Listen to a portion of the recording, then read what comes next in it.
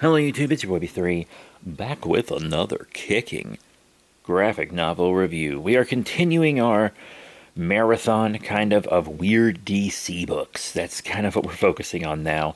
So, a lot of Vertigo, Swamp Thing, Grant Morrison, Doom Patrol, that kind of stuff. And today we're doing something Swamp Thing adjacent. I believe it was previously a Vertigo character, but he got folded into the main DC universe. Animal Man, that's right. And today we are looking at the New 52 Animal Man book, which ran from 2011 to 2014. Yes, and I gotta say, this is a very underrated Animal Man run. I have read 4 out of the 5 volumes, and honestly, it's pretty great. Animal Man, Volume 1, The Hunt. Oh. Anyway, let me read you the back of the book here. Into the Red.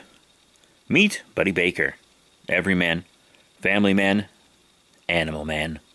Armed with the unique power to take on the abilities of any animal, Buddy is a superhero turned activist struggling with the challenges of being a husband and father.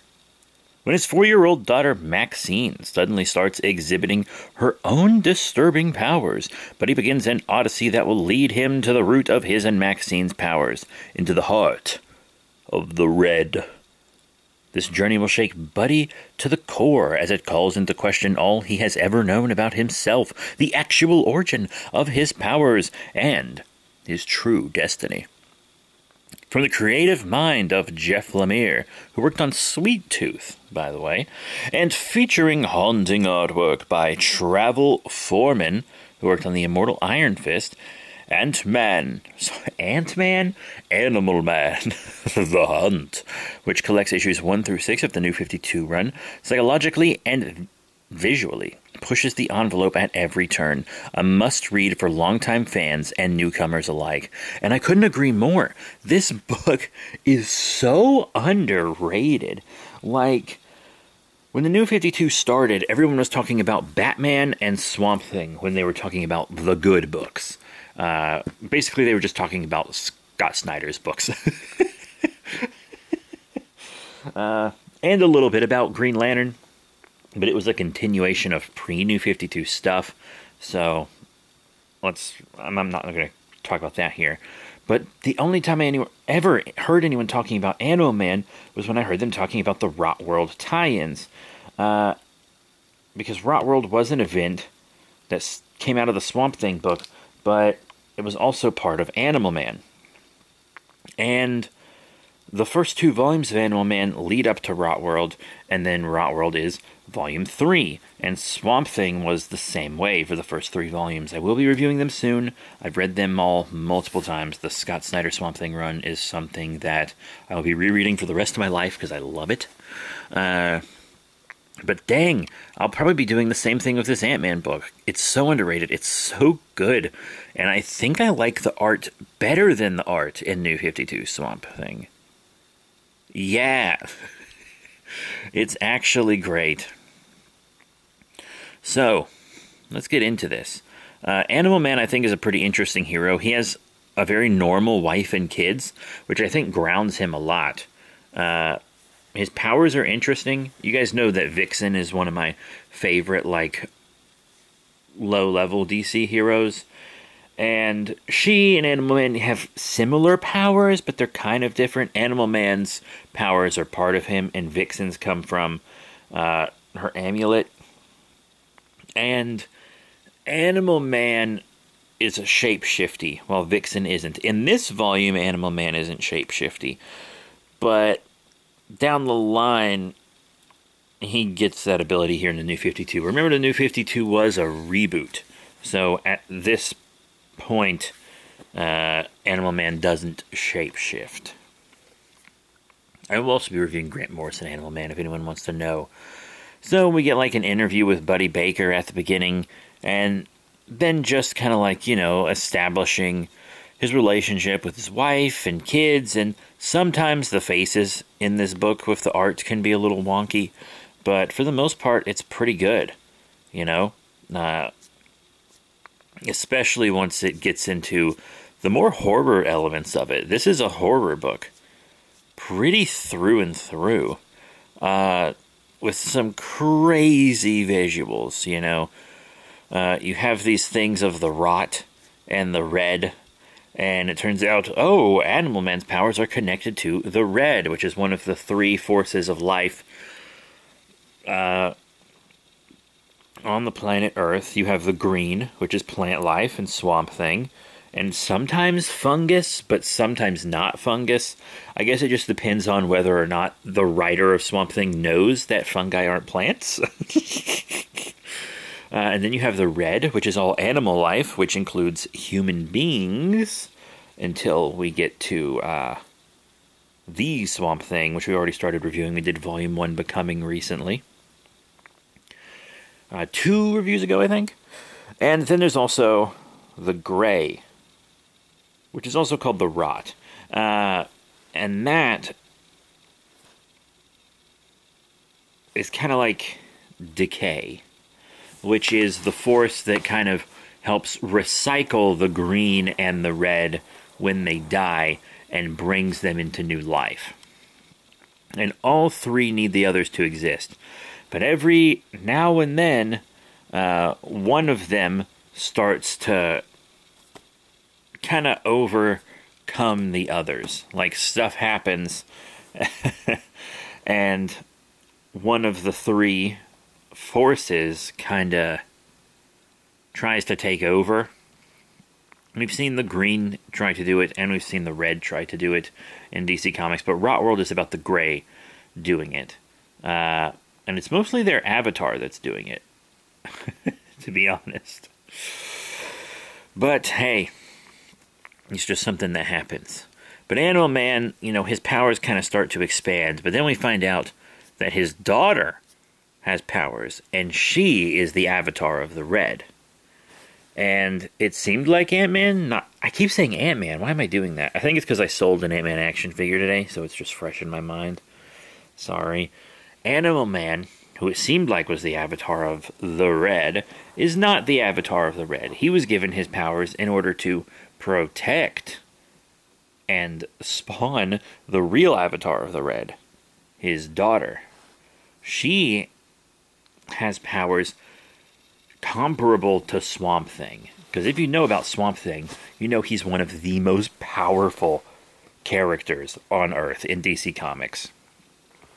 So, of course, the actual avatar of the red would be as powerful as Swamp Thing. So, the real avatar of the red can mold flesh like clay, can, turn human beings into different animals and stuff if they want.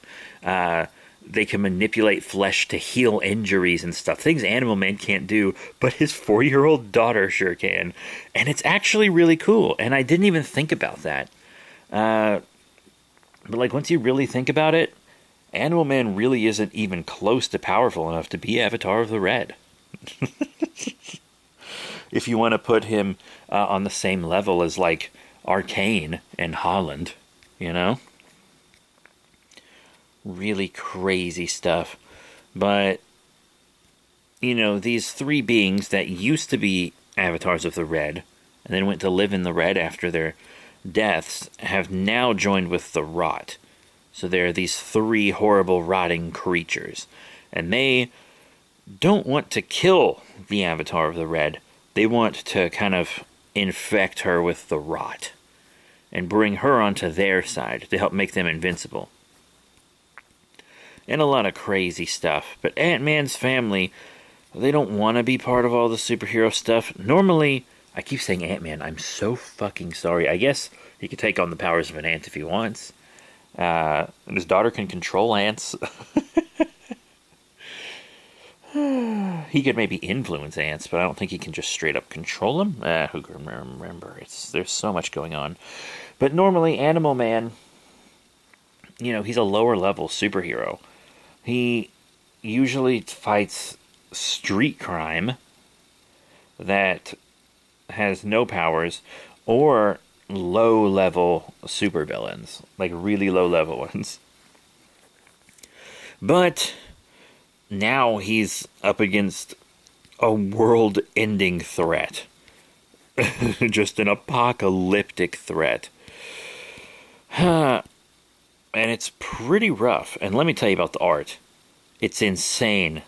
What they do with shading and color in this. Oh, jeez. The things that they do in this book with just body horror and disgusting monstrous flesh. It's a really gross, horrific book with lots of very interesting paneling as well. Like one of Animal Man's body, but these blood vessels are running out of him, and the blood vessels form into the panels that show the images of different avatars in their past lives, becoming this trio of rot. That's like something you would see in Swamp Thing, you know? And full disclosure, this is the first Animal Man book I'm ever reading. I've had the Grant Morrison one for longer than I've had these. I just haven't gotten around to it. I have the Grant Morrison complete collections. So even though the Morrison run is the most famous, people are skipping out on this run, and you really shouldn't. But then, part of the Parliament of Limbs, is that what it's called? Parliament of Limbs, one of them is a big old cat. And he decides to go back to the mortal world to kind of help train Maxine, the new avatar. And so he's like a talking kitty cat. And you gotta love the talking kitty cat, you know? But it's a really dark, disgusting book. And I know that's something that the New 52 is criticized for, and rightly so, because not every character needs to be dark. But I think this really worked for Animal Man. Just this kind of street-level superhero whose powers are interesting, just thrown into this big thing. And just all this horrible, disgusting stuff. It works. It really, really works. God, it's got some gross art, so be prepared for that. But then the rot starts taking over all these animals and chasing the family. But also, before all this started, Animal Man, you know, before he got his powers, he was a stuntman, and he wanted to be an actor. And now, he's finally getting the chance to act. And he doesn't have a secret identity. Everyone knows who he is. And that's part of why he gets this acting role in an indie film where he plays like a washed-up superhero. And there is a part of this that's a comic of that movie. And to be honest, like, I would read that as a comic by itself. It was really good. The movie is called Tights, and it's about Red Thunder, a washed-up, like, powerless superhero whose, like, wife left him, and his son is, like, ashamed of him. It's really good. And the art style for that is different than the actual book, but it works. I would read that as a book, like, alone. It was really good. Seriously. It really was. But I have to say, all in all, no notes. 5 stars. It's a great book. It's got a lot of cool sketch stuff in the back. This was an underrated gem of the New 52. Yeah, the New 52 had its problems. Mostly trying to be too dark and edgy because they wanted to be more like the Dark Knight without understanding that you need something behind the darkness, you know? There needs to be more to it than just being dark for darkness' sake. And also horrible continuity errors. Just not knowing what they wanted to do with continuity.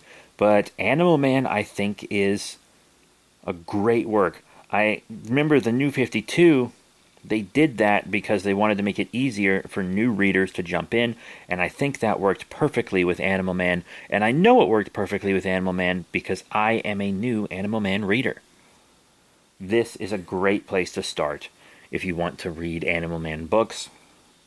If you've already read Swamp Thing Rot World or already like Swamp Thing, this will be good with that. Read it alongside Scott Snyder's Swamp Thing, which is a must-read DC Comics run and a must-read Swamp Thing run. Probably the second most important Swamp Thing run, to be completely honest.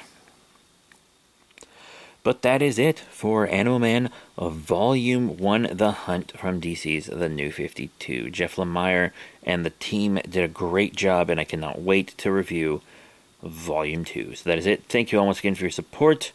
I'll be seeing you all next time. Bye for now.